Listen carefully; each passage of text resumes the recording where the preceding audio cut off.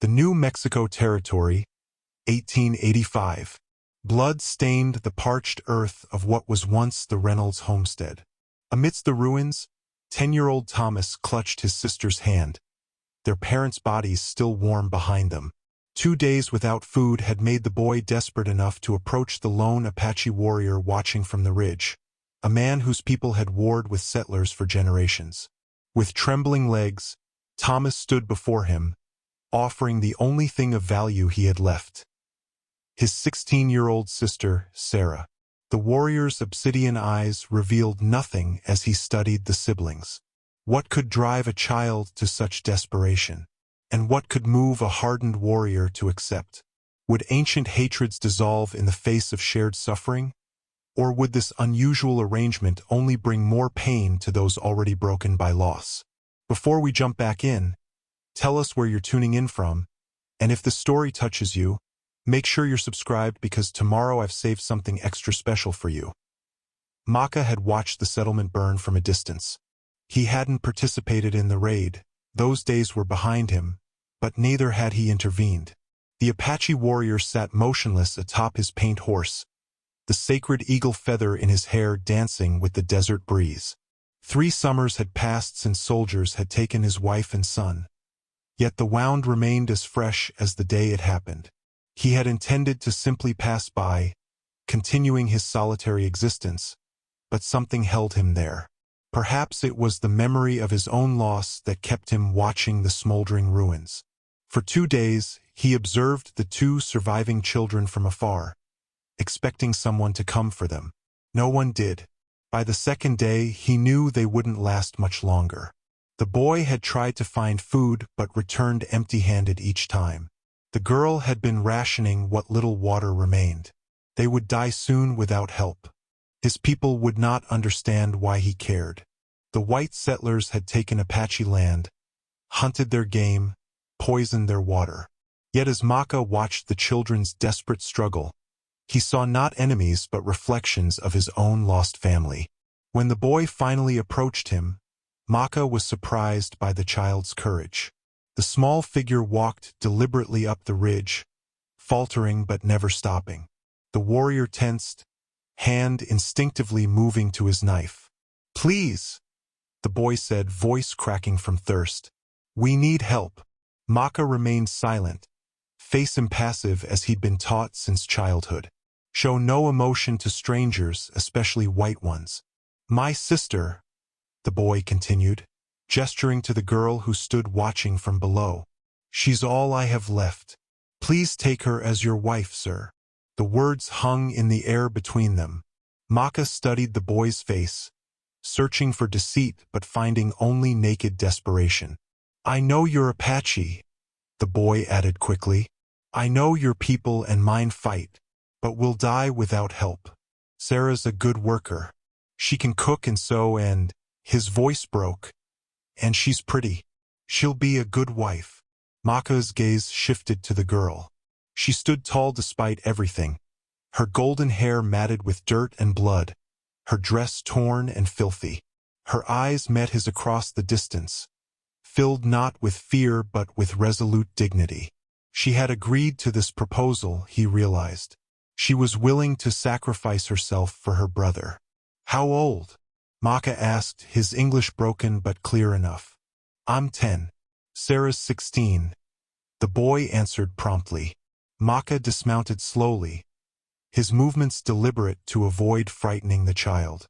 Up close, he could see the boy was on the verge of collapse, sunburnt, dehydrated, and hollow-eyed with hunger and grief.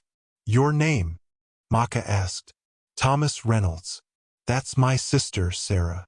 Maka nodded once, then reached for his water pouch, offering it to the boy. Thomas took it with trembling hands, drinking deeply before catching himself and stopping. "Sarah needs this too," he said, turning to signal his sister. The girl approached cautiously, her movements stiff with exhaustion. Up close, Maka could see she was barely holding herself together, maintaining composure only for her brother's sake. "Drink," Maka instructed, gesturing to the water pouch Thomas held out to her. She took it, her eyes never leaving Maka's face as she drank. When she finished, she handed it back with a whispered, "Thank you." Maka considered his options. His dwelling was remote, far from both settler towns and Apache camps. He had chosen isolation after his loss, unable to bear the pitying glances of his tribespeople. Taking these children would end that solitude and possibly bring danger. Yet leaving them meant certain death. "Come," he said finally, mounting his horse and extending a hand down to help the boy up behind him. "Long journey. Start now." Thomas looked at Sarah questioningly. She gave a small nod, and Maka saw the weight of that decision in her eyes, the sacrifice she was agreeing to, the uncertain future she was accepting. As they began their journey, Maka felt the eagle feather in his hair flutter in the wind. His ancestors were watching. Whether they approved of his decision or not, he could not say. Sarah Reynolds clutched her family Bible to her chest as they traveled. The leather-bound book, the only possession she'd managed to save besides the silver locket around her neck. 6 months ago, her father had announced they were leaving Missouri for the New Mexico territory, chasing promises of cheap land and new beginnings.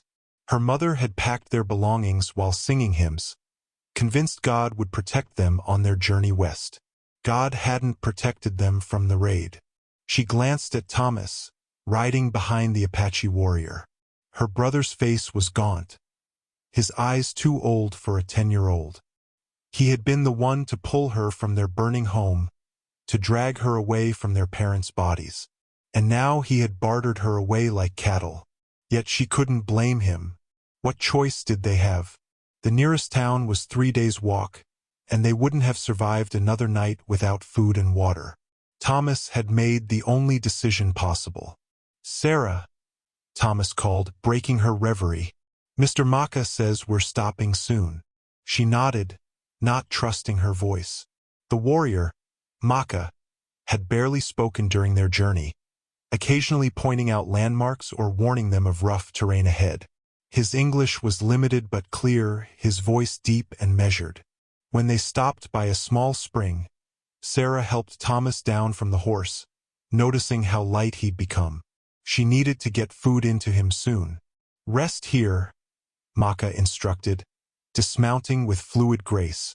"Water good. I find food."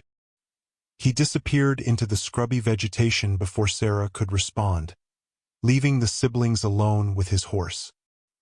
"He seems kind," Thomas ventured, sipping water from his cupped hands. "We don't know what he is," Sarah replied, keeping her voice low. "Don't forget what his people did to our settlement." "We don't know it was his people," Thomas argued. "And he's helping us now." Sarah sighed, too exhausted to debate. She opened her Bible, finding comfort in the familiar pages. Her fingers traced over the family record, births, deaths, marriages, all recorded in her mother's careful handwriting. Would she soon be adding her own marriage to an Apache warrior? The thought made her stomach clench.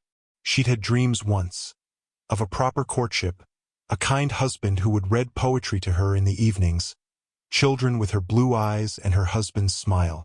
Now her future had narrowed to mere survival. Maka returned with 2 rabbits. He prepared them without speaking, his movements efficient as he skinned and gutted them before setting them to roast over a small fire. The smell made Sarah's mouth water painfully. "You have more family?" Maka asked as they ate, breaking the long silence. Thomas shook his head. "Our grandparents died before I was born. We had an uncle in St. Louis, but he stopped writing years ago." Maka nodded, seeming to absorb this information. His dark eyes shifted to Sarah, who tensed under his gaze. "You afraid?" he stated rather than asked. Sarah straightened her spine. "Yes, but I'll honor our arrangement." Something flickered across Maka's face. Surprise, perhaps, or respect. "No arrangement yet. First safe place. Then decide." Hope fluttered in Sarah's chest. Was he offering them a chance to reconsider? Or was he the one reconsidering? "My home," Maka continued, Far from here. Hidden place. Safe from. He gestured vaguely eastward, where cavalry patrols occasionally rode. As the light faded, Maka indicated they should sleep. Sarah positioned herself between him and Thomas, a futile protective gesture. If the warrior meant them harm, there was little she could do. Yet as night deepened, Sarah found herself studying Maka in the dying firelight. He sat with his back against a boulder, alert even in rest. The eagle feather in his hair caught occasional moonlight. There was a dignity to him, a stillness that spoke of deep pain endured. She thought of the way he had gently helped Thomas drink, how he'd ensured she ate before taking food himself. These were not the actions of the savage her father had warned about. This was a man who, despite every reason to hate them, had chosen mercy. As Sarah finally drifted to sleep, the Bible still clutched to her chest. She found herself praying for the first time since the raid. Not just for Thomas and herself, but for the warrior who had saved them. To be why midday on the third day of travel, they reached Maka's dwelling. A small but sturdy structure nestled against a red rock canyon wall, nearly invisible until they were upon it. A clear spring bubbled nearby, and a small corral held a second horse. "Home," Maka announced simply, helping Thomas down. Sarah dismounted unassisted, taking in their surroundings. The isolation was both terrifying and reassuring. No one would find them here, for better or worse. As Maka tended to his horse, Thomas swayed suddenly, his face alarmingly pale. "Thomas!" Sarah reached for him just as his legs buckled. "Dizzy," he mumbled before his eyes rolled back. Sarah cried out, cradling her brother as he collapsed. His skin burned against hers, fever raging through his small body. Maka was beside them instantly, his face grave as he felt Thomas's forehead. Without a word, he lifted the boy and carried him into the dwelling, laying him on a pallet of woven blankets. "How long sick?" he asked sharply. "He wasn't," Sarah began, then remembered Thomas's unusual quietness during the journey, the way he'd refused food that morning. "Maybe since yesterday. He didn't tell me." Maka's mouth tightened. He reached for a leather pouch hanging from a ceiling beam, his medicine pouch, and began extracting small bundles of dried plants. "Need water," he instructed. "Spring clean. Use this." He pointed to a clay bowl. Sarah hurried to comply, fear making her clumsy. When she returned, Maka was removing Thomas's shirt, revealing angry red welts on the boy's chest and back. "What is it?" Sarah whispered, terror constricting her throat. "Bad sickness. Come sometimes after." Maka hesitated, searching for the right word. "After big fear. Body fights too hard." "Can you help him?" Sarah knelt beside her brother, taking his limp hand. Maka didn't answer immediately. Instead, he began grinding herbs with a stone mortar, adding water from the bowl. The pungent smell filled the small space. "I try," he said finally. Was medicine man before warrior. This revelation startled Sarah. "You're a healer?" Maka nodded once, continuing his work. "Many warriors know healing. Must fix what we break." He created a paste from the herbs and spread it gently across Thomas's chest. Next, he mixed different plants with water, creating a bitter-smelling tea. "Help him drink," Maka instructed. Sarah cradled Thomas's head, helping Maka administer the medicine drop by drop. Thomas moaned but didn't wake. As night fell, Thomas's fever raged higher. He thrashed in delirium, calling for their parents. Sarah bathed his forehead with cool water, singing the lullabies their mother had once sung, her voice breaking. Maka watched from the doorway, his expression unreadable. Then, without a word, he left. Sarah's heart sank. Had he decided they were too much trouble? Would he abandon them now, with Thomas so ill? Hours passed. Thomas's breathing grew labored. Sarah prayed fervently, clutching her mother's silver locket, begging God not to take her brother too. Near midnight, Maka returned, soaked with sweat despite the cool night air. In his hands were fresh plants, roots and leaves Sarah didn't recognize. "Found medicine," he said simply, immediately setting to work preparing a new remedy. Relief weakened Sarah's knees. "I thought you'd left us." Maka paused, looking at her directly. "I give my word. Not leave." The simplicity of his statement carried more weight than elaborate promises. Sarah nodded, wiping tears from her cheeks. Together they worked through the night, Maka preparing medicines, Sarah administering them and cooling Thomas's fevered body. Occasionally their hands would brush, and Sarah found herself drawing strength from Maka's steady presence. Near dawn, Thomas's fever finally broke. He slipped into a peaceful sleep, his breathing easier. "He live," Maka said, exhaustion evident in his voice. "Need rest now. Many days." Sarah realized she was swaying with fatigue herself. "Thank you," she whispered, "for not giving up on him." Maka studied her face. "He is brave boy, like little warrior." A shadow passed over his features. "Reminds me of my son." The admission hung in the air between them, a glimpse into Maka's closely guarded heart. Before Sarah could respond, he rose and moved to the doorway. "You sleep," he said. "I watch." As Sarah curled beside her brother, she realized something had shifted. In fighting together to save Thomas, they had formed a fragile bond. Not the bond of husband and wife, but of two people united against death's shadow. 3 days passed before Thomas opened his eyes with true awareness. During that time, Sarah rarely left his side, while Maka continued preparing remedies using an ancestral clay water jug decorated with intricate tribal patterns. He explained that the vessel had belonged to his grandmother, who had taught him the healing arts. "Medicine stronger in old vessels," he told Sarah as he mixed a tonic. "Holds memory of past healing." When Thomas finally woke properly, his first words were, "I'm hungry." Sarah laughed through tears of relief, embracing her brother carefully. Maka, hearing the boy's voice, appeared in the doorway with a hint of a smile softening his stern features. "Good sign," he said, bringing a wooden bowl of broth. "Eat slow."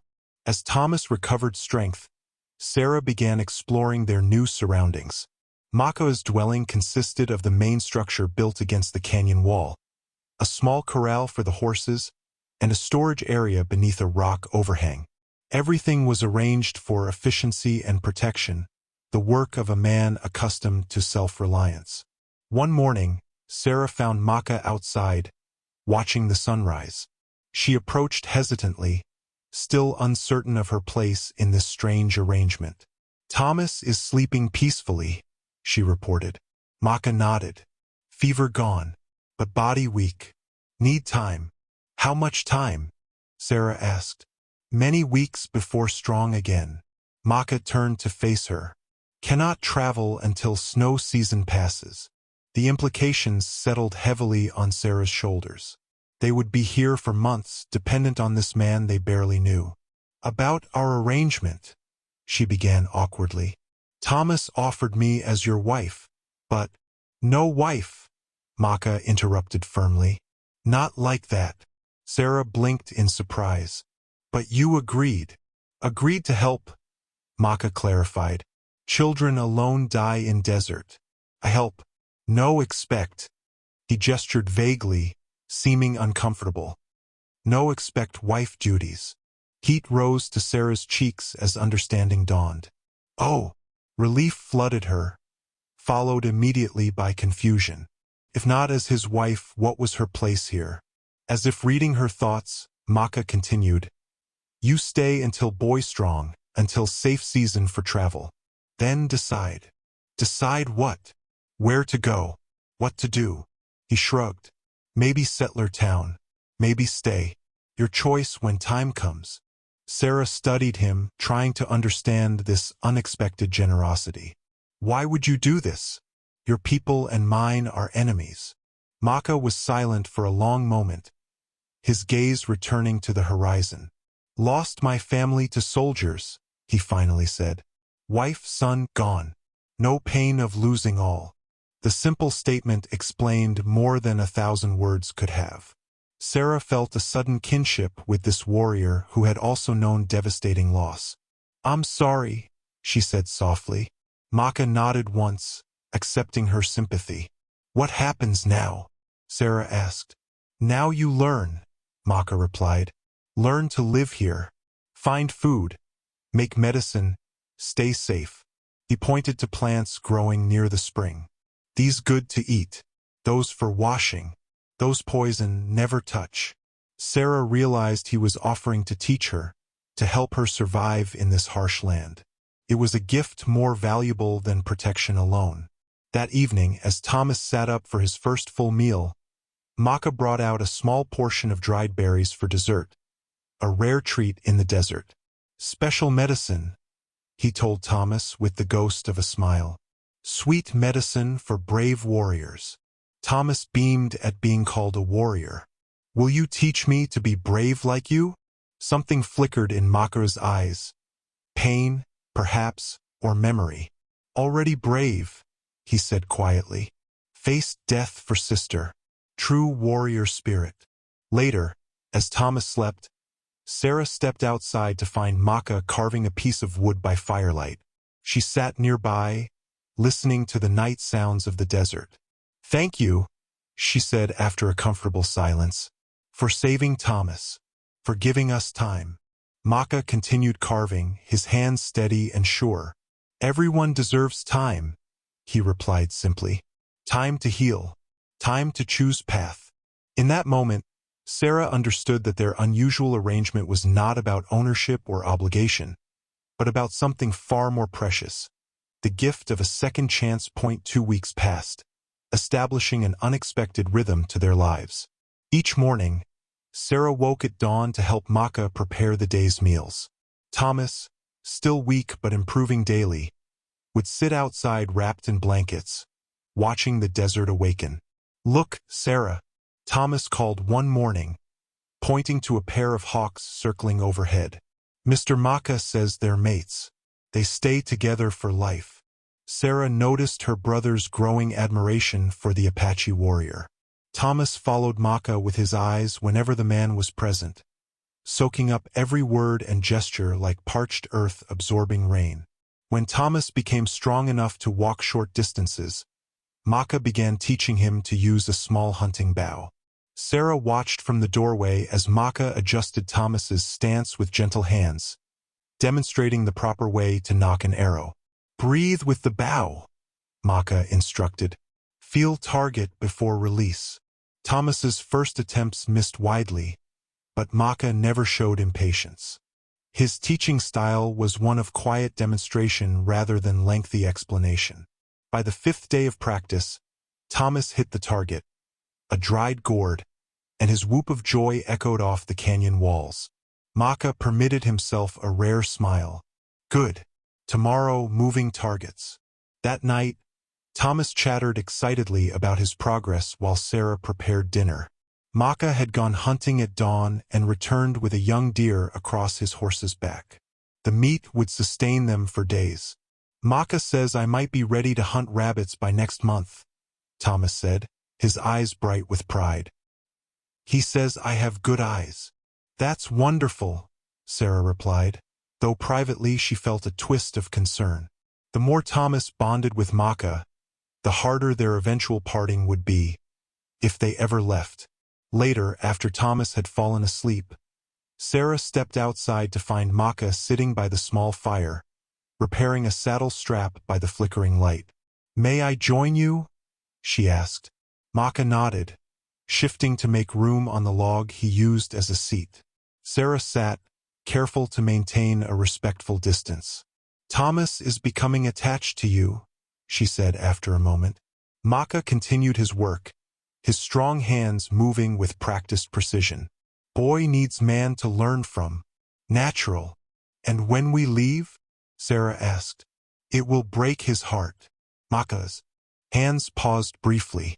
Why think of leaving now? Still winter coming. Long months ahead. I need to think of our future, Sarah insisted. "We can't impose on you forever." "Not impose." Maka's voice held a note of something Sarah couldn't identify. Perhaps hurt? Place big enough. Food enough. Sarah studied his profile in the firelight. The planes of his face were sharp, weathered by sun and hardship, yet there was nothing cruel in his expression. In these weeks, she had never seen him act with anything but consideration toward them. "I don't understand why you're doing this," she admitted. "Taking care of strangers, children of your enemies." Maka was silent for so long that Sarah thought he might not answer. Finally he spoke, his voice low. "After family died, I became ghost. Not living, not dead. Walking between worlds." He gestured toward the dwelling where Thomas slept. "Boy brought me back to living world. Asked for help. Made me choose help or turn away. Choosing to help, I choose to live again." The simple honesty of his words touched something deep in Sarah. She had also been living as a ghost since the raid, focused only on keeping Thomas alive. "I understand," she said softly. "Thank you for choosing to help." That night, Sarah was awakened by Maka's voice, sharp with distress. She rose quietly and saw him outside, sitting bolt upright by the dying fire, his breathing ragged. A nightmare, she realized. She hesitated, uncertain whether to approach. In their time here, she had maintained careful boundaries, still wary despite his kindness. Yet the sound of his pain called to her own. Deciding, she returned to her blankets. Some ghosts were too personal to witness. She understood that all too well. The next morning, neither mentioned his nightmares, but something had shifted. A shared recognition of private wounds, an acknowledgement of the damage they both carried. It wasn't friendship, exactly, but perhaps the beginning of understanding. Sarah's boots were falling apart. She'd noticed the sole separating weeks ago but had said nothing. Every morning, she stuffed the gaps with scraps of cloth, but the high desert terrain was unforgiving on footwear. By the end of each day, her feet were raw and bleeding. She thought she'd hidden her discomfort well, but one evening, Maka appeared beside her as she washed dishes at the spring. "Boots no good," he stated, looking pointedly at her footwear. Sarah flushed. "They'll last a while longer." Maka made a skeptical sound and walked away. 3 days later, he returned from hunting with more than game. As they finished dinner, he retrieved a bundle wrapped in soft deerskin and placed it before her. "For walking," he said simply. Sarah unwrapped the bundle to find a pair of beautifully crafted moccasins. The soft hide was adorned with careful beadwork. Not elaborate, but precisely done in a pattern of blue and white that complemented her eyes. "You made these?" she asked, astonished by the thoughtfulness of the gift. Maka nodded. "Measured from old boots while you slept." At her startled look, he added, "Not enter sleeping place. Boots left outside." Sarah ran her fingers over the fine stitching. "They're beautiful." "Thank you." "Try," he encouraged. She slipped them on, marveling at the perfect fit and immediate comfort. "They feel wonderful. Good for quiet walking," Maka explained. "Soft step like deer, not hard clomping like soldier boots." Thomas laughed at this description. Sarah always walked so loud in church that Mama said she sounded like a cavalry charge. The memory of their mother brought a momentary shadow, but Sarah smiled through it. "These will help me be stealthier then." Later, while Thomas practiced his letters using charcoal on a flat stone, Maka's idea to keep his education continuing, Sarah decided to organize their meager possessions. Maka had gone to check his traps, giving her rare privacy in the main dwelling. On a high shelf, she discovered a small pouch she hadn't noticed before. Curiosity overcame propriety, and she carefully opened it. Inside was a tiny carved wooden toy, a horse no bigger than her thumb, and a lock of black hair tied with sinew, a memory token of his lost child. "Private things." Sarah startled at Maka's voice, nearly dropping the pouch. He stood in the doorway, his expression unreadable. "I'm sorry," she said quickly, replacing the pouch. "I shouldn't have." "Sit," Maka interrupted, entering the dwelling and lowering himself to a cross-legged position on a woven mat. After a moment's hesitation, Sarah sat opposite him. To her surprise, Maka reached for the pouch, opening it and removing the tiny horse. "My son's," he said quietly, "made for his 4th naming day. Last gift before soldiers came." Sarah's throat tightened. "What was his name?" "Talasi," Maka replied. "It means corn tassel in my language. Born when corn was high." A faint smile touched his lips. "Good boy. Laugh much. Like your Thomas." "And your wife?" Sarah asked gently. "Kimmy," he said, "means secret. Quiet woman, but strong spirit." He carefully replaced the toy in the pouch. 3 summers now they walk in spirit world. "I'm so sorry," Sarah whispered, understanding now the depth of his loss. Do you hate all white people because of what happened?" Maka considered this. Hated, yes, for a long time. Wanted to kill, burn, destroy. His gaze met hers directly. "But hate is like drinking poison and hoping enemy dies. In end only kills self." The wisdom in his words struck Sarah deeply. She thought of her own father's warnings about bloodthirsty savages. How those words had fed fear and hatred on both sides. "My father would never have believed I'd be sitting here with you," she admitted. "He taught us that Apaches were dangerous enemies. And my father taught same about white eyes," Maka replied. "Both right, both wrong." Outside, thunder rumbled in the distance. Maka rose, looking toward the doorway. "Big storm comes. Need to secure horses." As he moved past her, Sarah impulsively touched his arm. "Thank you for the moccasins and for telling me about your family." Maka paused, his eyes reflecting something that might have been surprise at her touch. Then he nodded once and continued outside. That night, as rain pounded the dwelling and lightning illuminated the canyon in brief, brilliant flashes, Sarah lay awake listening to Thomas's even breathing. The moccasins sat beside her bedroll, a tangible reminder that in this harsh land, unexpected kindness could bloom like desert flowers after rain. 1 month after their arrival, the rhythms of their unusual household had settled into something resembling normalcy. Thomas had regained his strength and spent most days following Maka like a shadow, absorbing everything the warrior taught him. Sarah had taken over the domestic duties, adapting her mother's recipes to desert ingredients. The moccasins Maka had made her rarely left her feet. On a clear autumn morning, Maka announced he would teach them to read animal tracks. Thomas was immediately enthusiastic, but Sarah hesitated.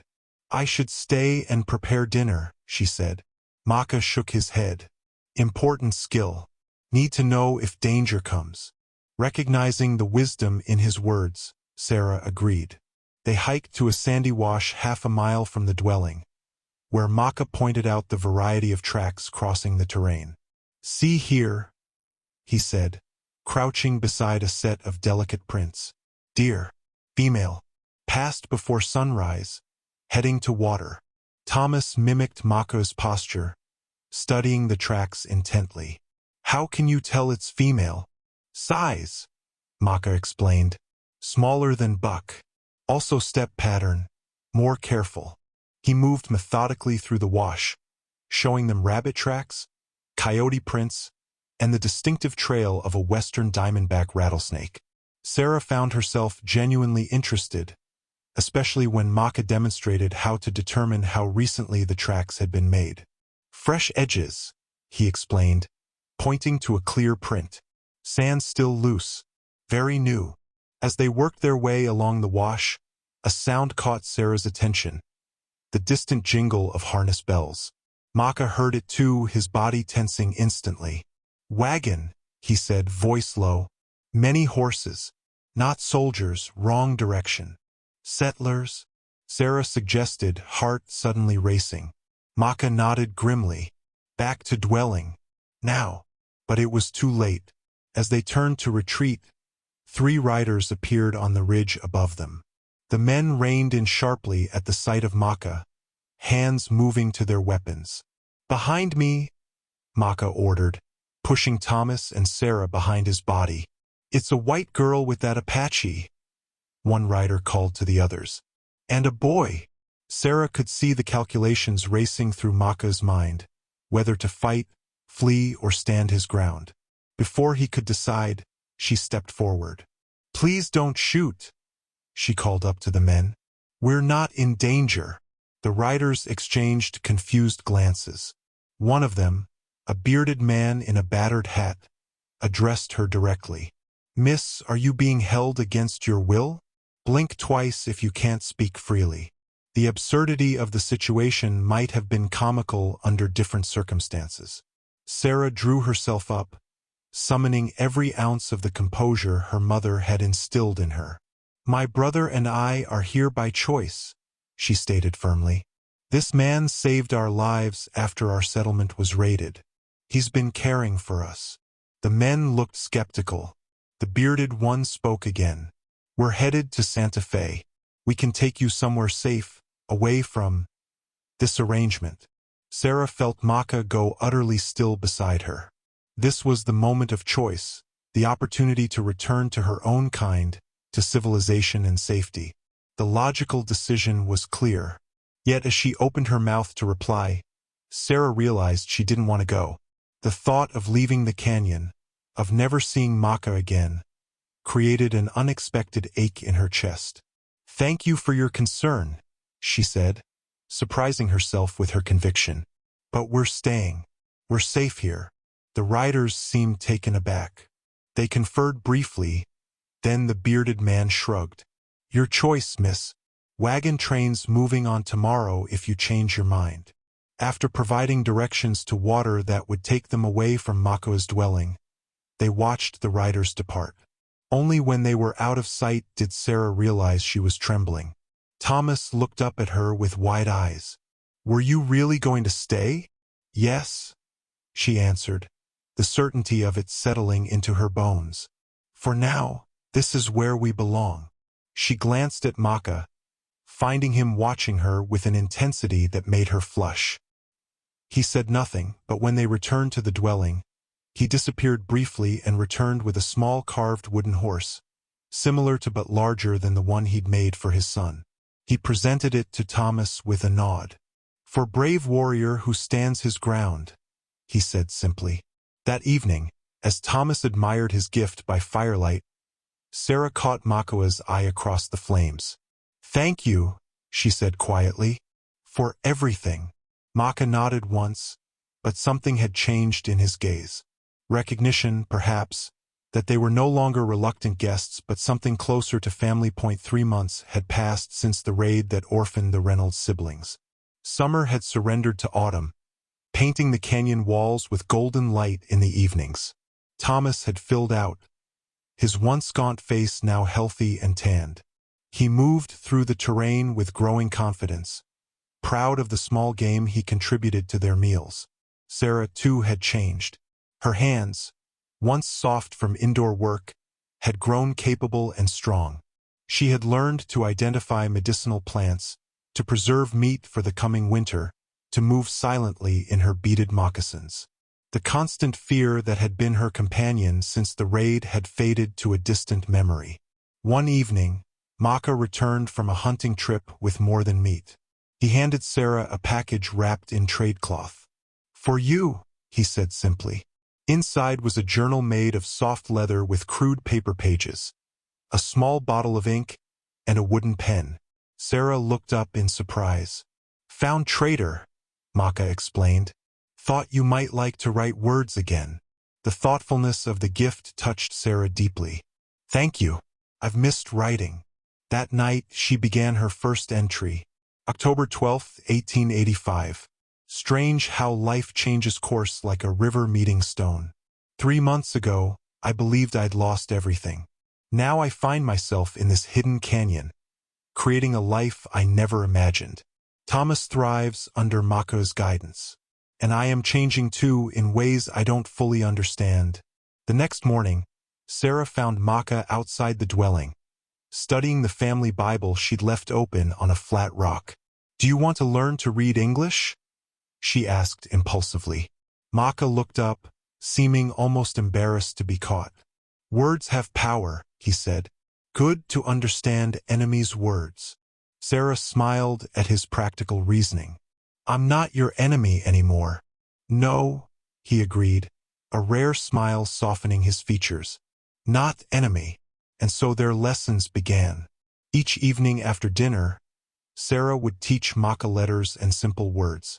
He proved a quick study, his memory exceptional. He approached reading with the same intensity he brought to hunting, patient, methodical, determined. "This word," Sarah said one evening, pointing to faith in her Bible. "Faith," Maka sounded out carefully. "Faith. Do you know what it means?" Maka considered. "Believe in what cannot see?" "Yes, exactly," Sarah said, impressed by his insight. "Apache have this too," he replied. Different words, same meaning. These exchanges became Sarah's favorite part of the day. Through teaching Maka, she discovered a keen intelligence behind his reserved exterior. He asked thoughtful questions about not just the mechanics of reading but the meanings and origins of words. One afternoon, their peaceful routine was interrupted by an unexpected visitor. Sarah was hanging laundry when Maka suddenly appeared, his expression tense. "Inside," he ordered quietly. "Apache comes." Sarah gathered Thomas and retreated to the dwelling, heart pounding. Through the window opening, she watched as another Apache warrior approached on horseback. Unlike Maka, who dressed simply, this man wore elaborate adornments that spoke of status. His face was painted for war. The two men spoke in their native tongue, the conversation growing increasingly heated. Though Sarah couldn't understand the words, the visitor's hostile glances toward the dwelling made his opinions clear. He disapproved of Maka harboring white settlers. The visitor dismounted, stepping aggressively toward Maka, who stood his ground. Words flew like arrows between them. When the visitor's hand moved toward his knife, Sarah couldn't contain herself. She stepped outside, ignoring Maka's warning look. "Is there a problem?" she asked, standing straight and proud in her moccasins. The visitor's eyes widened at her boldness. He spat words at Maka, who replied sharply. The tension crackled in the air like lightning before a storm. Finally, with a dismissive gesture, the visitor remounted and rode away. Only when he disappeared from sight did Maka's shoulders relax slightly. "Who was that?" Sarah asked. "Nakohi," Maka replied grimly. "War chief of my former band. Not happy I take in white eyes." "Former band," Sarah repeated. "You're not with them anymore?" Maka's expression was unreadable. "Cannot be with tribe and with you. Made choice." The implication stunned Sarah. "You left your people. For us?" "For peace," Maka corrected, though something in his eyes suggested there was more to it. "Tired of hate. Tired of war."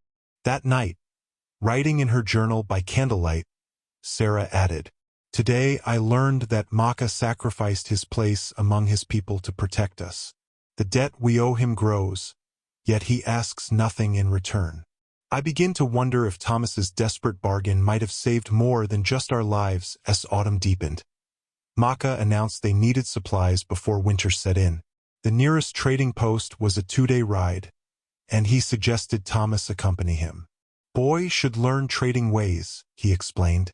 "Important skill." Thomas was immediately eager, but Sarah felt an unexpected twist of anxiety at being left behind. Before she could examine the feeling, she found herself saying, "I'd like to come too." Maka studied her face. "Long journey. Rough country. I'm stronger now," she countered. "And I'd rather not stay here alone." After a moment's consideration, Maka nodded. 3 horses, then. Leave at dawn." They departed early the next morning, Sarah riding the gentler of Maka's two horses. Thomas chattered excitedly as they traveled, while Maka remained vigilant, eyes constantly scanning the horizon.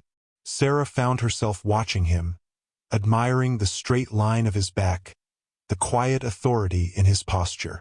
The journey revealed how isolated their canyon truly was. They traversed miles of rugged terrain without encountering another soul. When they camped that night, Maka taught them to make a fire that produced minimal smoke. Less chance of being seen, he explained. Are we in danger? Thomas asked, wide-eyed. Always good to be careful, Maka replied. Not all people friendly to Apache traveling with white children.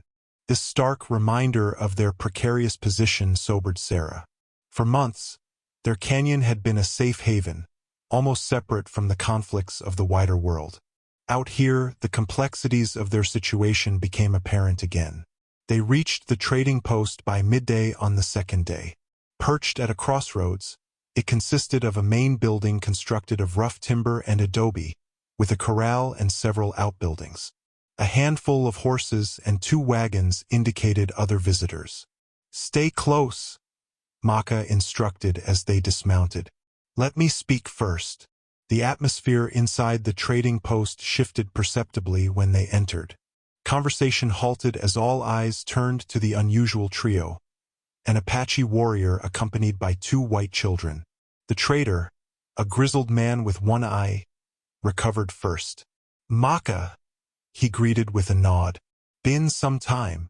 Winters, Maka agreed, approaching the counter. Sarah was surprised by the recognition. Maka had not mentioned knowing the trader. These yours? The trader asked, eyeing Sarah and Thomas with undisguised curiosity. In my care, Maka replied simply, then began listing the supplies they needed. As Maka negotiated, Sarah became aware of hostile murmurs from a group of rough-looking men in the corner. Their hateful glances moved between Maka and the siblings, clearly disapproving of the association. Injun lover. One spat, loud enough to be heard. Thomas stiffened beside her.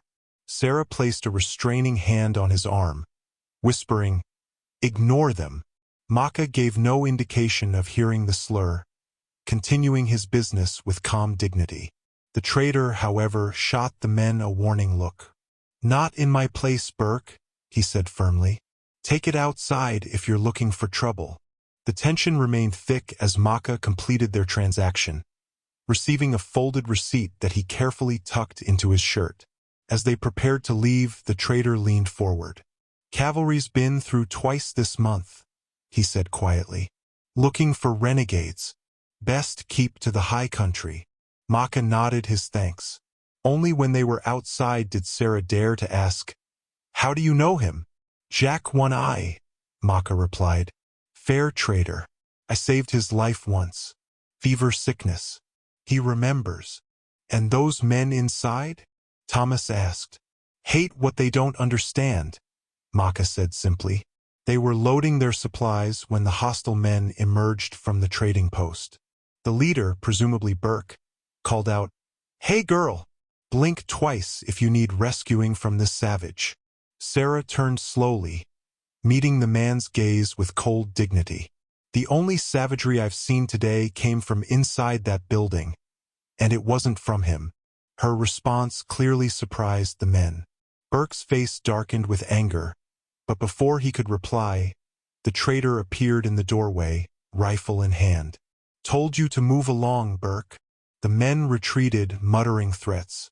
As they mounted their horses to leave, Sarah noticed Maka watching her with an unreadable expression. What? She asked. Brave words, he said. Dangerous. It was the truth, she replied.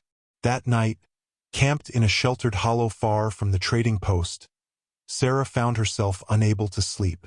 The confrontation had reminded her how others would view their unusual family. Sitting up, she noticed Maka still awake, staring at the stars. Do you regret taking us in? She asked softly, careful not to wake Thomas.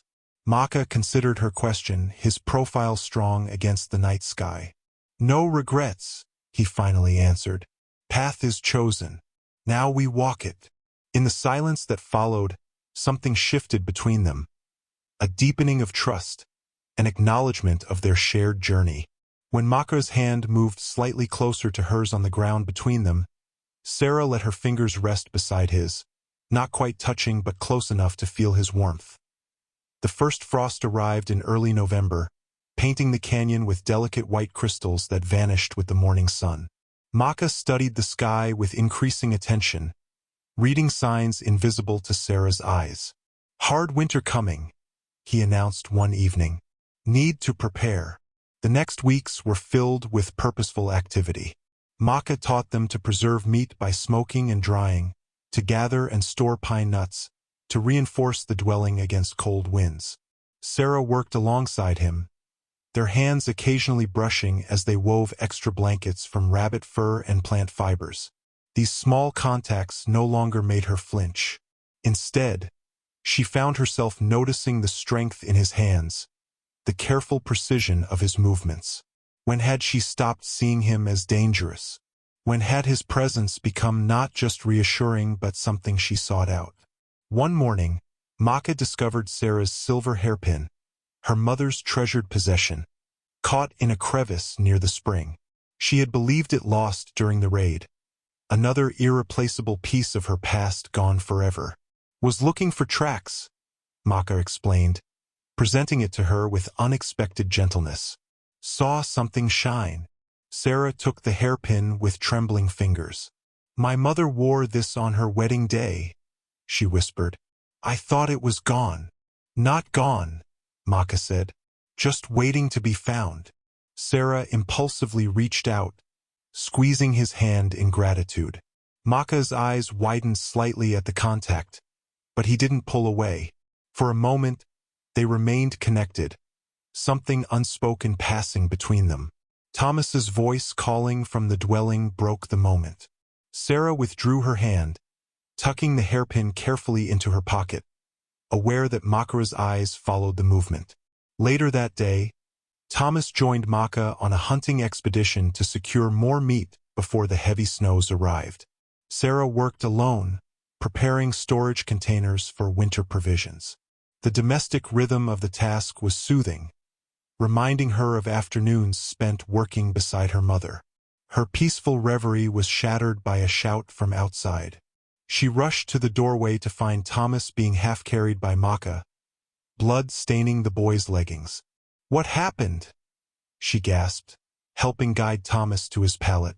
Fell on rocks, Maka explained tersely. Cut leg. Sarah quickly gathered clean cloths and water while Maka examined the wound.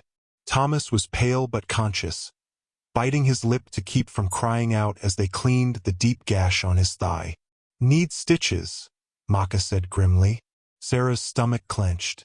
She had assisted her mother with minor injuries, but nothing requiring such treatment. I'll do it, Maka continued, seeing her hesitation. Hold him still.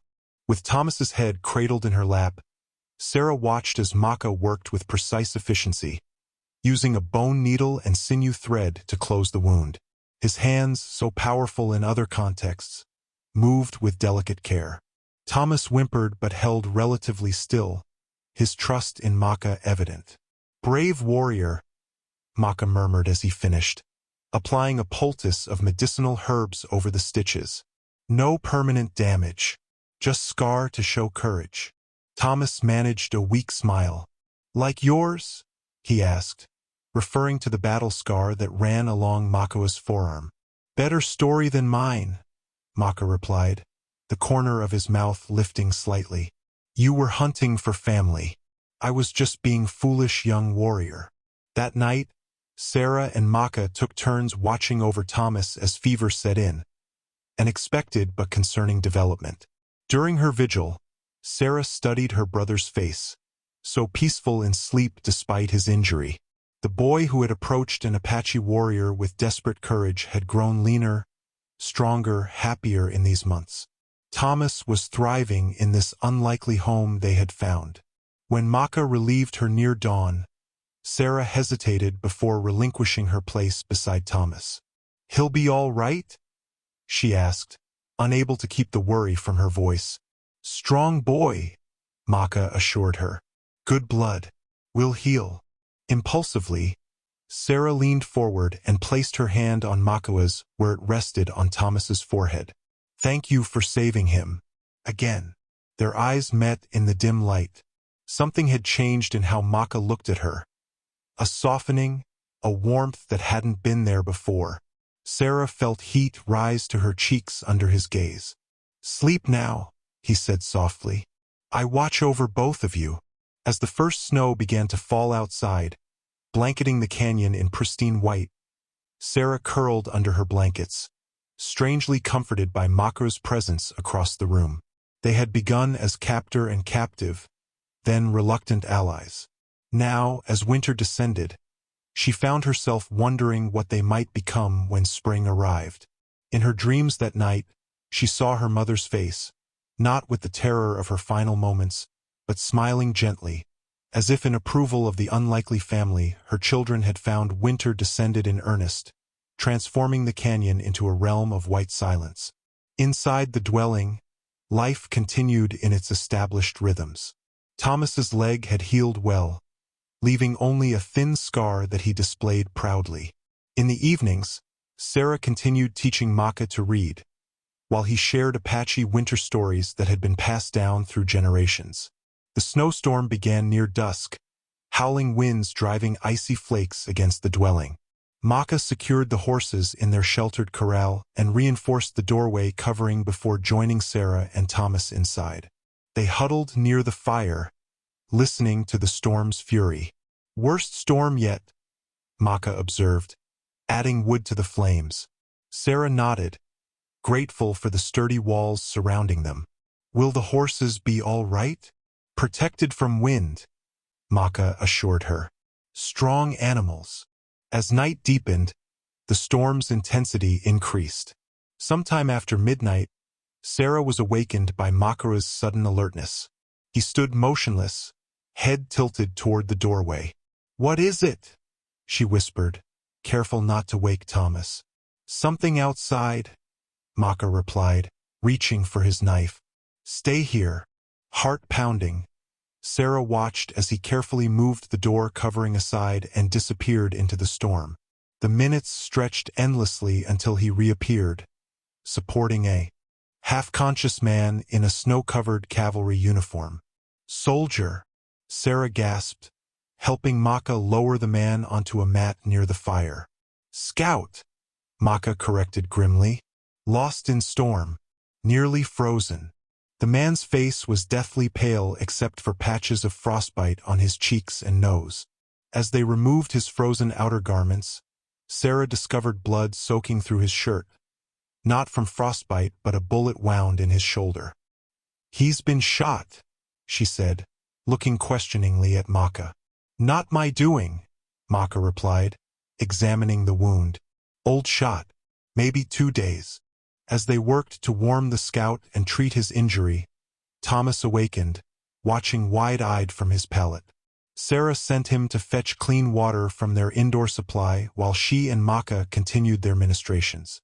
The scout's eyelids fluttered as warmth gradually returned to his body. When his gaze focused on Maka, sudden terror animated his features. He tried to scramble backward, reaching instinctively for a weapon that wasn't there. Easy, Sarah soothed. You're safe. We're helping you. Apache, the man rasped, eyes fixed on Maka. Do you know who that is? His name is Maka, Sarah replied. He saved your life tonight. The scout shook his head weakly. Wanted man, butcher, killed Colonel Harrington's family. Sarah felt as though the ground had dropped away beneath her. She turned to Maka, whose face had gone completely expressionless, the same mask he had worn when they first met. Is this true? She asked, fighting to keep her voice steady. Maka's eyes met hers. No. The simplicity of his denial hung in the air between them. Thomas returned with the water, sensing the tension but not understanding its cause. Sarah? He questioned uncertainly. Thomas, Look through the scout's saddlebags, she instructed. See if there's anything to identify him. While Thomas complied, the scout drifted back into unconsciousness, the combination of his wound and exposure taking its toll. Sarah continued tending to him automatically, her mind racing. Could Maka truly be a murderer? Had they been living with a man capable of killing an innocent family? Sarah, Thomas called, his voice strange. I found something. He held out a folded paper that had been tucked into an inner pocket of the saddlebag. Sarah opened it to reveal a crude drawing of Maka's face beneath bold letters. Wanted Apache renegade. For the murder of Colonel James Harrington's wife and children, $500 reward. Sarah's hands trembled as she looked from the poster to Maka. Is this why you live alone? Why you're separated from your tribe? For a long moment, Maka was silent, the firelight casting shadows across his face. Finally, he spoke, his voice low. Harrington's family killed, yes. Not by me. By Nakohi, the war chief who came here. He put blame on me. Why would he do that? Sarah demanded. I spoke against raids on settlements. Said peace better than war. Maka's eyes reflected the fire's glow. Nakohi wanted war. Easier to lead warriors if I gone. Sarah studied his face, searching for truth. And the cavalry believed him? Soldiers see one Apache same as another, Maka said bitterly. Nakohi gave them my name. Enough for them. Thomas moved to stand beside Maka, his loyalty clear. I believe you. Sarah glanced at the unconscious scout, knowing their precarious situation had just become deadly. When he wakes, he'll report finding you. Yes, Maka agreed simply. What will you do? Sarah asked, dreading the answer. Maka looked at the scout, then back to Sarah. The choice hanging between them was clear. Silence the man permanently, or risk everything they had built together. Dawn broke with pale light filtering through the dwelling's smoke hole. The storm had passed, leaving a pristine white landscape outside. Inside, Sarah watched the cavalry scout's labored breathing, the man's silver insignia gleaming on his torn uniform. He would live, thanks to their care, but his presence had shattered their fragile peace. Maka entered silently, having checked the surroundings for any sign of other scouts. His face remained impassive, but Sarah had learned to read the subtle signs of tension in his shoulders, the watchfulness in his eyes. No others nearby, he reported. Storm covered our tracks. What will you do with him? Sarah asked quietly, nodding toward the scout. Maka knelt beside the wounded man, studying him without expression. The question hung between them, the unspoken acknowledgement that the simplest solution would be to ensure the scout never reported back. Leave him supplies, Maka finally said. Water, food, medicine. When strong enough, he will return to fort. Relief flooded through Sarah. Despite everything, Maka would not take a life unnecessarily, even one that threatened his own. We must go, he continued. Not safe here now. Go where? Thomas asked, having awakened during their conversation. It's winter. Cave system. 3 days' journey south. Maka began gathering essential supplies. Used by my people in ancient times. Well hidden. Sarah glanced around the dwelling that had become home. The neat shelves of provisions they'd prepared for winter, the pallets where they slept, the fire pit where they'd shared meals and stories. Leaving meant abandoning not just shelter but the life they had built together. If we stay, the cavalry will come, she acknowledged reluctantly. Yes. Maka paused in his preparations. But choice must be yours. Scout can take you to fort. Safety there for white children. The offer stunned Sarah. Even now, facing recapture and possible execution, Maka was giving them an option to leave him, to return to their own people. Thomas responded instantly. We're staying with you. Thomas, Sarah cautioned. This is serious. We need to think. I have thought. Her brother interrupted with unexpected maturity. Maka is our family now. We don't abandon family. Sarah's eyes met Maka's across the room. The question in them was clear. And you? What do you choose? In that moment, Sarah realized her decision had been made long ago, perhaps as far back as the day she chose not to leave with the settlers. Whatever lay ahead, her place was with Maka. How soon can we be ready? She asked. Something flickered in Maka's eyes. Relief, perhaps, or something deeper. 1 hour. Take only what we need to survive. They worked quickly, packing dried meat, medicines, extra clothing, and essential tools. Sarah carefully wrapped her Bible, her mother's hairpin, and her journal, the tangible connections to both her past and the person she was becoming.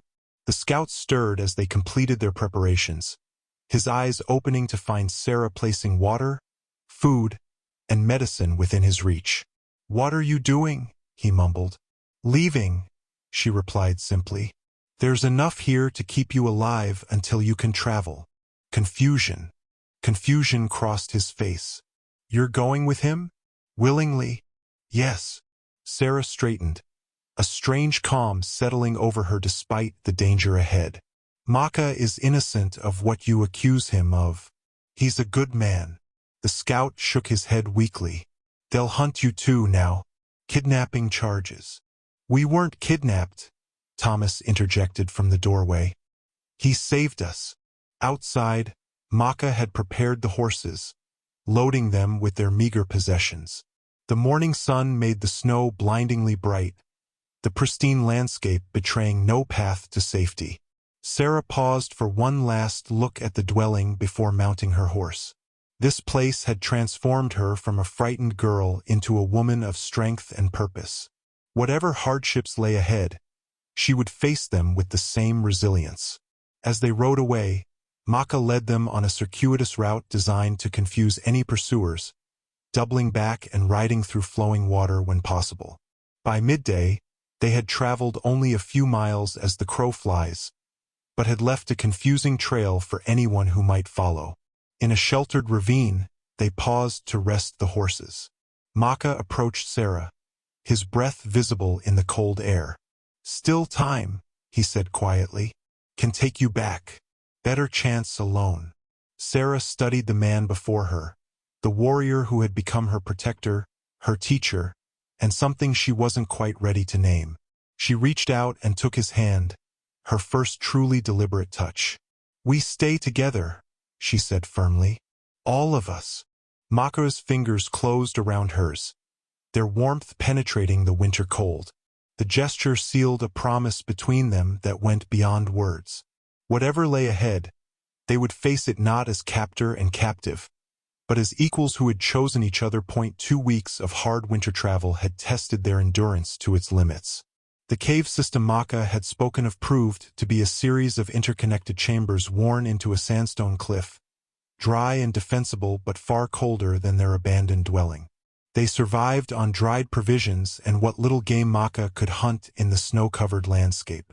One evening, as Thomas slept deeply after a long day's hunting expedition, Maka unfolded a piece of hide on which he had drawn a crude map. Sarah leaned close, the firelight illuminating the markings. "We are here," Maka said, pointing to a location near the center. "Need to reach this place." His finger moved to the map's southern edge. "What's there?" Sarah asked. "Settlement. Special place." Maka's eyes met hers. "Apache and white people live together. Mixed families." Sarah's breath caught. "Such a place exists?" "Small. Hidden in mountain valley across territorial border. Started by Apache woman who married white trader. Now others like them live there." The implications were clear. A place where they wouldn't have to choose between worlds, where their unusual family might be accepted. "How far?" Sarah asked. 2 weeks good travel. Longer in winter." Maka traced the route with his finger. "Dangerous journey. Pass near fort. Cross open country." Sarah studied the map, committing it to memory. "If we were separated, how would I find it?" Maka seemed surprised by the question, but nodded in approval of her practicality. He carefully explained landmarks and water sources, drilling her until she could recite the route from memory. "Good," he said finally. "Smart to know way. I hope we won't need it," Sarah replied. "But it's wise to be prepared." Their eyes held for a moment longer than necessary. In the flickering light, Sarah could see the question in Maka's gaze, the same one that had been growing between them for months. "Why stay with me?" he asked softly. "Safer with your own people." Sarah considered her answer carefully. "I'm not sure who my people are anymore," she admitted. "The life I knew is gone. And you?" She hesitated, then continued with quiet certainty. "You've become important to me, to both of us." Maka was silent, his expression unreadable. Then, with deliberate care, he reached out and tucked a strand of hair behind her ear, his fingers lingering against her cheek. "You became important to me also," he said, his voice rough with emotion. "Not as promised wife, as Sarah." The simple honesty of his words touched her deeply. This was no longer about Thomas's desperate bargain or Maka's compassion for orphan children. Something profound had grown between them, something neither had expected or sought. The moment was interrupted by a distant sound that made Maka stiffen. He moved to the cave entrance, listening intently. "Horses," he said grimly. "Many. Coming this way." Sarah felt cold fear grip her chest. "Cavalry?" "Yes. Patrol." Maka quickly gathered their essential supplies. "Wake Thomas. Must move now." As Sarah roused her brother, Maka extinguished their fire and obscured signs of their presence. Outside, the late afternoon light was fading, providing some cover for their escape. "Follow this ridge," Maka instructed, pointing to a rocky outcropping. "Stay in shadows. I create false trail, then join you." "We should stay together," Sarah protested. "Too dangerous," Maka countered. "I move faster alone. Can draw them away." Before she could argue further, the sound of horses grew louder. Maka cupped her face briefly, his touch conveying what words could not. "Trust me," he said. "Find you before nightfall." With Thomas's hand firmly in hers, Sarah followed Maka's instructions, staying low and moving carefully along the ridge. The winter landscape offered little cover, but the deepening shadows helped conceal their progress. Behind them, she could hear Maka's horse moving in the opposite direction, creating a diversion. As darkness fell, they reached the meeting point Maka had specified, a stand of juniper trees nestled against a rock face.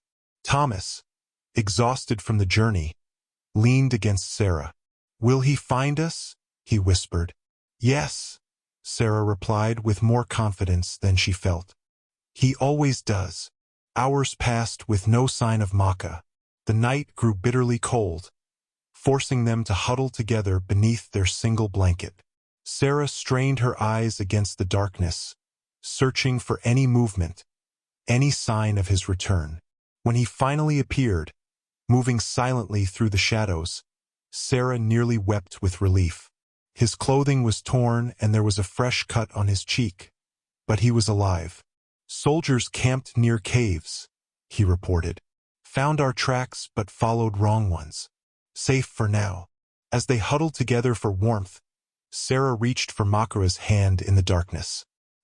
He hesitated only a moment before intertwining his fingers with hers, the first time they had held hands with such deliberate intent. A week of arduous travel brought them within sight of a small settlement nestled in a river valley. From their vantage point on a wooded ridge, they could see several buildings, a corral of horses, and thin wisps of smoke rising from chimneys. "Need supplies," Maka said, studying the settlement through narrowed eyes. "Almost out of food." Sarah knew he was right. Their provisions had dwindled dangerously, and Thomas's cheeks had grown hollow again. But entering the settlement carried enormous risk. "I should go," she suggested. "A woman alone will draw less suspicion." Maka frowned.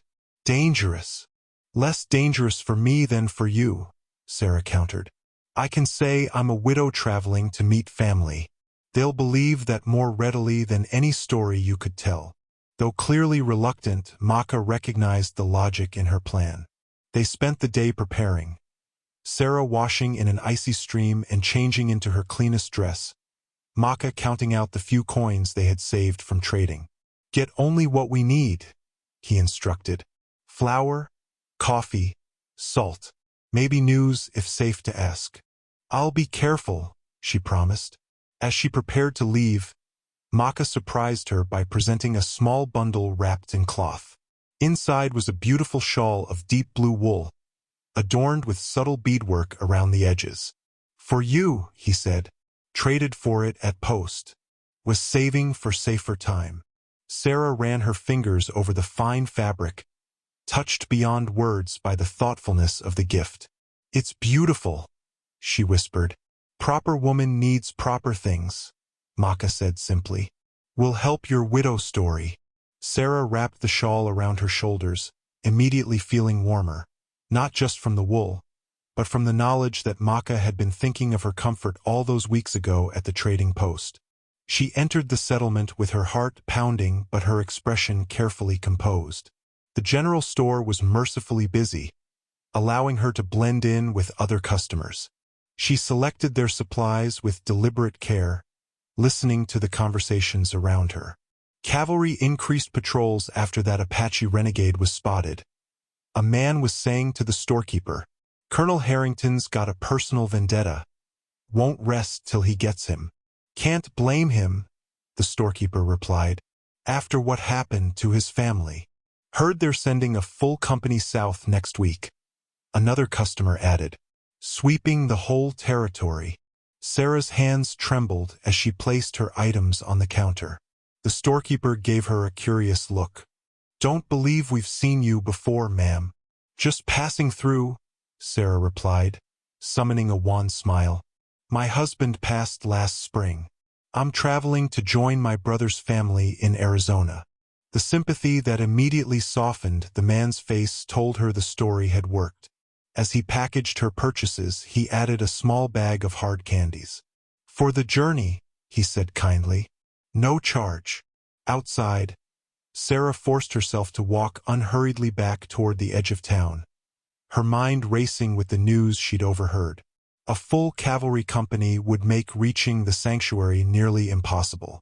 They needed to move quickly. Maka and Thomas were waiting at the appointed place, relief evident in their expressions when she appeared. As they examined the supplies, Sarah related what she had learned about the increased patrols. Must travel at night now, Maka decided. Slower, but safer. As evening approached, they made camp in a sheltered hollow far from any trail. After eating a proper meal for the first time in days, Thomas fell asleep quickly, exhaustion overcoming even his usual curiosity.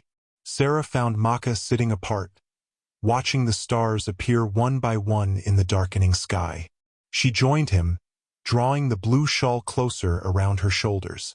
Thank you again for the shawl, she said softly.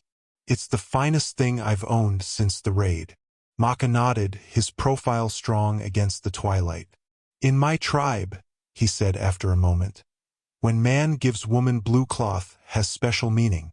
Means he sees her as mate, partner in life path. Sarah's breath caught. Did you know that when you traded for it? Yes. Maka turned to face her directly. Not right time then to speak of such things. Not sure if right time now. But time grows short, path dangerous ahead.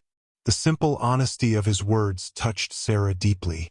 This was no flowery courtship like she had once dreamed of, but something far more profound. A connection forged through shared hardship and growing respect. Among my people, she said carefully, a man would ask a woman's father for permission to court her. A shadow crossed Maka's face. Your father not here. Cannot ask. No, Sarah agreed. But Thomas is my family now. And he already gave me to you, remember? The reminder of Thomas's desperate offer brought an unexpected lightness to the moment. Maka's lips curved in a rare smile. Strange beginning, he acknowledged. But perhaps a better ending than either of us imagined, Sarah finished softly. In the gentle darkness, Maka took her hands in his. With quiet dignity, he spoke words in Apache, then translated, "Great Spirit, see this woman who walks beside me. Give us protection on shared path. Make us one heart, one breath, one life." The simple ceremony, performed beneath a canopy of stars, held more meaning for Sarah than any elaborate church wedding could have. When Maka leaned forward to touch his forehead to hers, an Apache gesture of deep intimacy, she felt tears spring to her eyes. "Now you are truly my wife," he whispered. "Not because boy offered, but because we choose." Their moment of peace was shattered by the distant sound of hoofbeats. Maka tensed, instantly alert.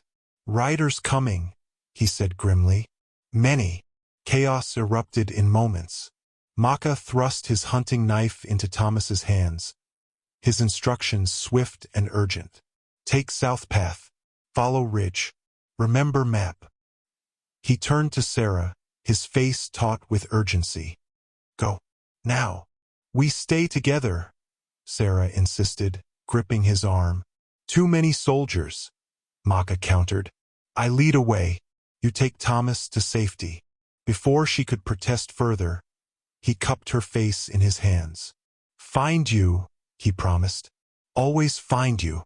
With those words, he swung onto his horse and rode boldly into the open, deliberately making noise to draw attention. Sarah watched in horror as he became a silhouette against the night sky, deliberately visible to the approaching riders. "Sarah, come on." Thomas tugged at her hand, his young face determined despite his fear. Heartbreaking, Sarah followed her brother into the darkness, ducking low through underbrush as Maka had taught them. Behind them, shouts confirmed the cavalry had spotted their quarry. The thunder of hooves moved away from their position. Maka's diversion was working. They fled through the night, Thomas leading with surprising confidence, using stars to navigate as Maka had taught him. When dawn broke, they found themselves in a steep ravine miles from their camp, exhausted but safe for the moment. "We need to find water," Sarah said, assessing their situation. "Then decide what to do." Thomas pointed to a cluster of cottonwoods in the distance. "Trees mean water." As they approached the grove, movement caught Sarah's eye. She pulled Thomas behind a boulder, watching tensely as a figure emerged from the trees. Not a soldier, but a young Apache boy of perhaps 12 years, filling a water skin at a small spring. "We need that water," Thomas whispered. "And maybe he knows something about Maka." Before Sarah could stop him, Thomas stepped into view, hands raised to show he carried no weapon. The boy startled, nearly dropping his water skin. "We're friends of Maka," Thomas said carefully, using the Apache pronunciation Maka had taught him. The boy's eyes widened with recognition at the name. He spoke rapidly in Apache, then, seeing their confusion, switched to broken English. "Maka? Tall warrior? Scar here." He gestured to his forearm. "Yes." Sarah stepped forward eagerly. "Have you seen him?" The boy's expression grew grave. "Soldiers take. Many soldiers." Sarah felt the ground sway beneath her feet. "When? Where?" Through gestures and simple words, the boy explained that he had witnessed Maka's capture from a hiding place. The cavalry had taken him toward their camp at dawn. "How far?" Sarah asked urgently. The boy pointed west, indicating perhaps 2 hours' journey. Then, with obvious hesitation, he offered them his water skin. "Maka friend to my father once," he explained. "Save from sickness." This unexpected alliance gave Sarah hope. "Can you help us find the camp?" The boy, who called himself Kale, agreed to guide them close enough to see the cavalry camp without being detected. As they traveled, he revealed that his family belonged to a small band that had broken from the main tribe, seeking peace rather than war. They knew of Maka's reputation as a healer and respected him despite the accusations against him. By midday, they lay hidden atop a ridge overlooking the cavalry encampment, a collection of tents and picket lines for horses set up in a small meadow. Sarah's heart sank at the sight of so many soldiers, at least 30 by her quick count. "There," Kayleigh whispered, pointing to a tree at the camp's edge where a solitary figure sat bound. Even from a distance, Sarah recognized Maka. His head was bowed, but his posture remained proud despite his bonds. A surge of determination rose within her. Somehow she would free him. "They move at sunset," Kayleigh informed them. "Take prisoner to fort." Sarah studied the camp layout, committing it to memory. "Thomas, we need a diversion after dark. Something to draw soldiers away from that side of camp." Thomas clutched Maka's knife, his expression resolute. "I can do it." "It's too dangerous," Sarah protested. "Maka would do it for us," Thomas replied with simple certainty. "He is family now." Sarah couldn't argue with her brother's logic. She turned to Kayleigh. "Will you help us?" The boy hesitated, clearly conflicted. Finally, he nodded. "Maka good man. Not killer, they say." As they formulated their plan, Sarah found herself drawing on everything Maka had taught them. How to move silently, how to read terrain, how to think like both predator and prey. The frightened girl who had once offered herself as a reluctant bride was gone. In her place stood a woman determined to save the man she had come to love. "We'll wait until full dark," she decided. "Then we move." Looking at the determined faces of her young companions, Sarah felt a fierce pride. Against all odds, they would attempt what seemed impossible. And if they failed, at least they would fail together, fighting for someone worth saving. Night descended over the cavalry camp, bringing with it their only chance to save Maka. Sarah crouched in the shadows at the edge of the perimeter, watching as soldiers gathered around fires for evening meals. In the fading light, she could see Maka more clearly now. His face bruised, his posture unnaturally stiff, suggesting broken ribs or worse. Around his neck hung a military medallion, likely placed there to mark him as Colonel Harrington's special prisoner. "Everyone knows their parts?" Sarah whispered to her companions.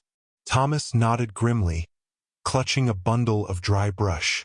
Kayleigh, who had proved invaluable in their planning, indicated the eastern edge of the camp. "Soldiers less there. 2 guards only." Sarah squeezed both boys' shoulders.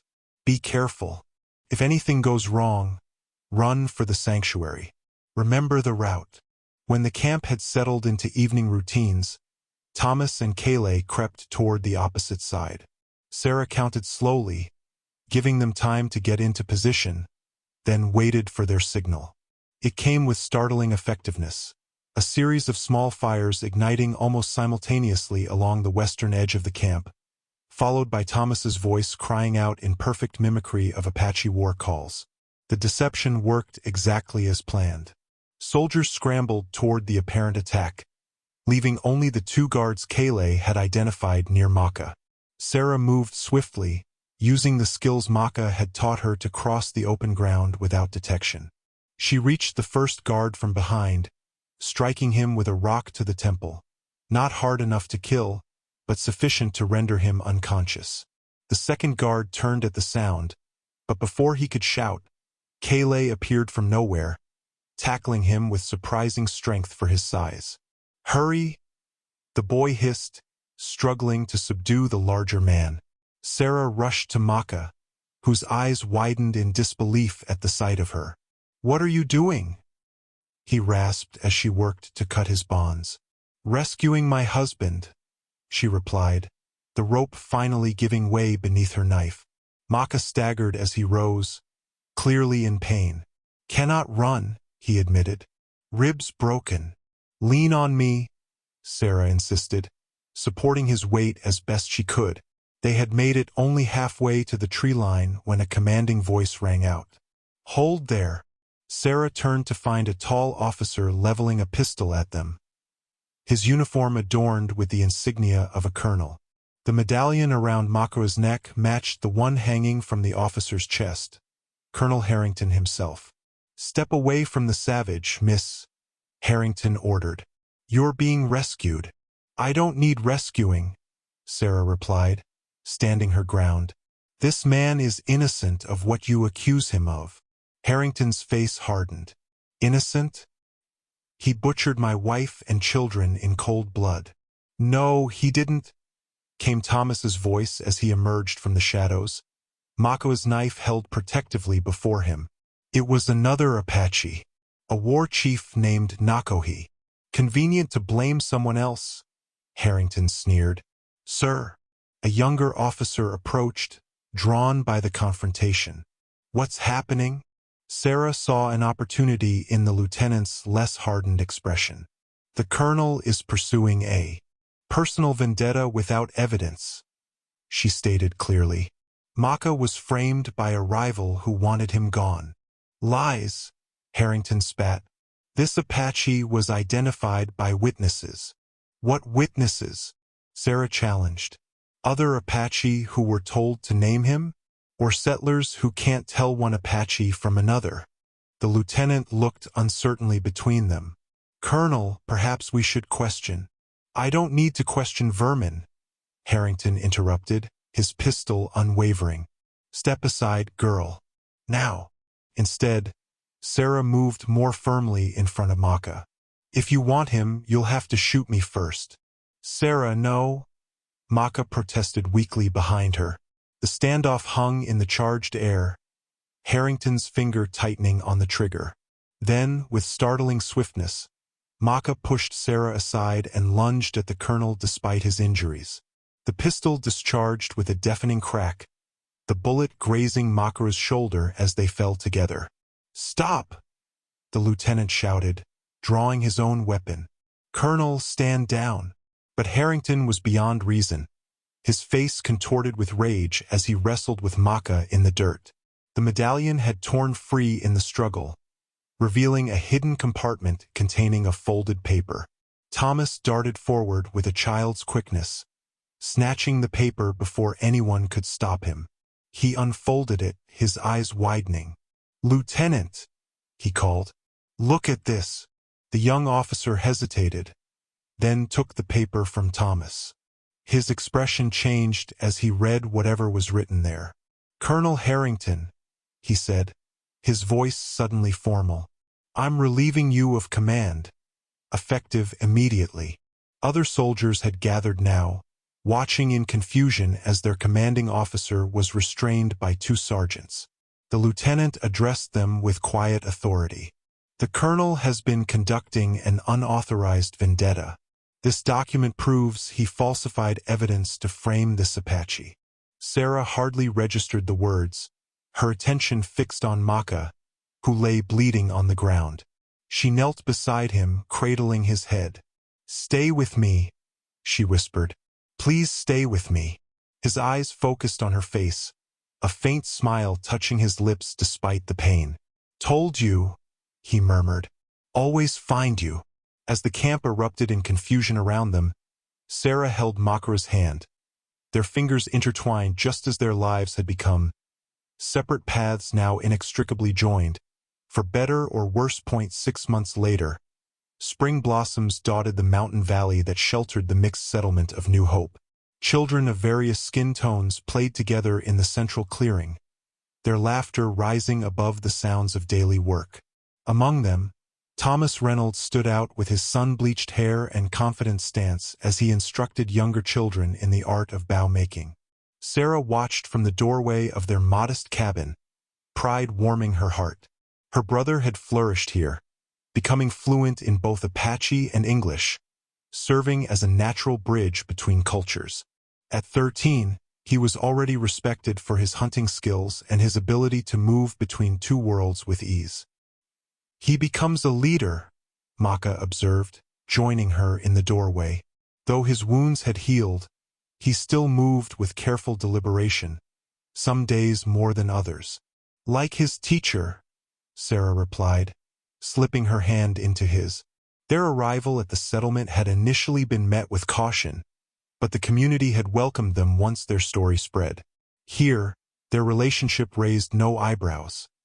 They were far from the first couple to bridge the divide between Apache and settler traditions. In February, they had formalized their union in both traditions, a simple church ceremony followed by Apache marriage rites. Sarah had worn her mother's silver hairpin and a dress gifted by the settlement's women. Maka had stood tall in a mixture of traditional Apache and settler clothing, his quiet dignity evident to all. "Letter came," Maka said, handing Sarah an envelope. "From Fort."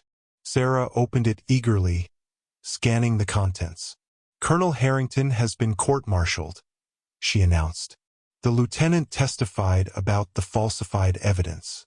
Nakohe has been identified as the true culprit in the attack. "Justice comes slow," Maka observed. "But it comes."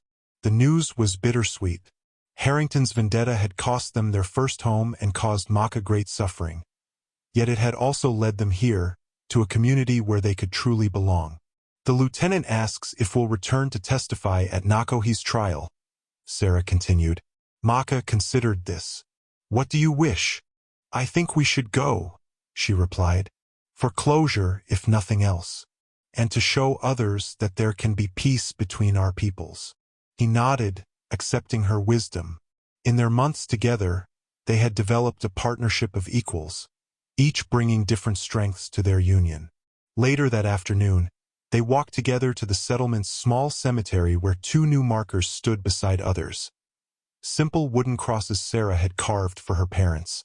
Though their bodies remained at the raided settlement, Sarah had needed a place to honor them. Beyond these, Maka had placed traditional Apache memorial stones for his first wife and son. The dual monuments represented the blending of their histories, the acknowledgement of all that had brought them to each other.